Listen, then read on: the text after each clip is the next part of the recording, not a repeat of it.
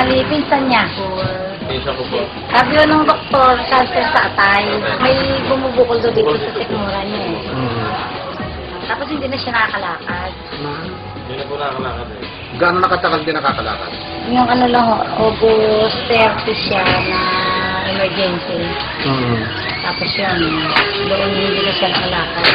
Hanggang ngayon.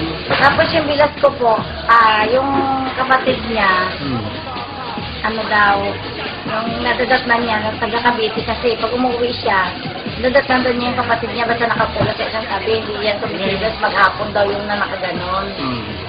Tapos yun nga, ang ginawa, binili niya. Wala pa yung dito dati. Doon pa rin niya binibili sa Maynila. Tapos yun, sabi niya, nakailang bote na daw, talagang na ano niya na talagang magaling. Sinabi niya sa akin na ano, ngayon sinabi ko naman sa mga kapatid na sabi ko, pilitin namin na ibilin at subukan namin gawa ng sabi nga daw ng mga doktor, wala ng lunas. Pag kaya hindi rin opera, wala na raw lunas. Kung operahin man daw, mapapadali lang. Eh, sa nakikita naman namin ngayon, parang ano, tapos unang inom lang niya, talagang kasi nakatulog siya. Katulog siya agad. Kasi ano na siya eh, balisa na. Hindi na siya nakakatulog. Mga kababayan kong taga Laguna, hindi ako nagmahal.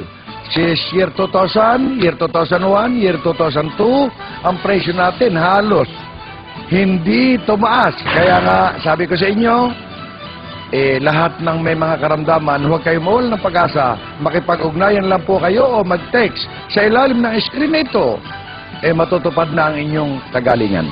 Minabuti ko po sapagkat kung pupunta pa kayo sa main office, napakalayo. Kaya naglagay po kami yung pong cell number na nakalathala sa ilalim ng screen na ito. Pwede po kayong makipag-ugnayan at ito po ay sinasabi ko at pinatotohanan, ito po ay authorized distributor ng Abanyong Lingkod mula pa noon at magpakailan pa.